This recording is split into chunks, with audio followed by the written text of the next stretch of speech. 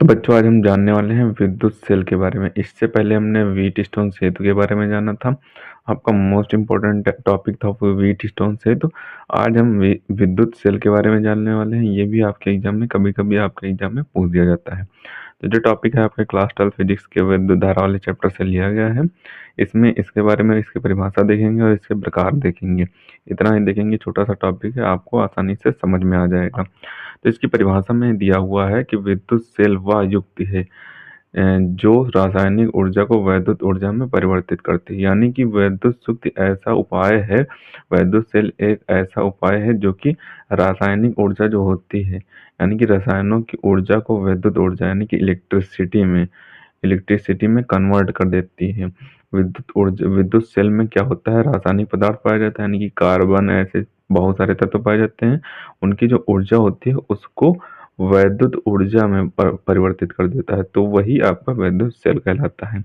अब इसके दो प्रकार यहाँ पे दिए हुए हैं।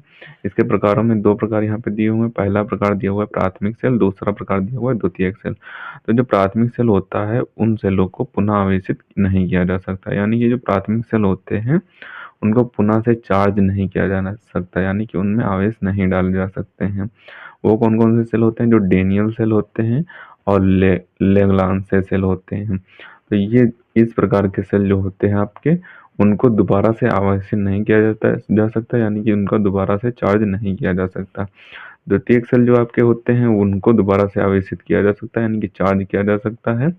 वो होते हैं सीसा संचालक सेल, यानी कि सीसा संचालक सेल जो होते हैं उनको दोबारा से आवेशित किया जा सकता है। उन सेलों में जो ये दोबारा से आवेशित हो जाते हैं उनमें कार्बन जो होता है वो इस प्रकार का होता है कि उसको आवेशित किया जाए। जब तक उस सेल में कार्बन की मात्रा ज़्यादातर कम नहीं हो जाएगी, मात्रा कम नहीं हो जाएगी, तब तक वो चार्ज होते रहते हैं। एक टाइम ऐसा भी आता है कि द्वितीयक सेल भी आवेशित नहीं होते हैं, ठीक, वो भी खराब हो जाते हैं। तो ये आपके सेल के प्रकार हो जाएंगे, सेल की परिभाषा हो जाएगी। तो इसका आप ऊपर से स्क्रीनशॉट कर लें और इसे आपको अच्छे तरीके से तैयार कर लेना है। सबसे पहले आप इतने पार्ट का स्क्रीनशॉट करें, अब बचे हुए पार्ट का स्क्रीनशॉट करें। तो इसे आपको अच्छे तरीके से तैयार कर लेना, आपके एग्जाम में पूछ दिया जाता है। इसके बाद हम एक और टॉपिक देखेंगे, वो भी आपके एग्जाम में बहुत बार पूछा जाता है। तो इसके लिए आप हमारे चैनल को सब्सक्राइब कर लें। मिलते हैं किसी नए वीडियो में नए टॉपिक के साथ, तब तक के लिए धन्यवाद।